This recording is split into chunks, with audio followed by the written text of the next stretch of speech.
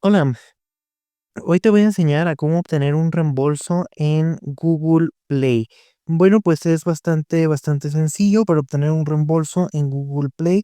Vamos a ir a la parte superior de la derecha, aquí donde está nuestro perfil. Ahora vamos a seleccionar donde dice pagos y suscripciones. Vamos a seleccionar pagos y suscripciones y aquí ahora seleccionamos historial y presupuesto.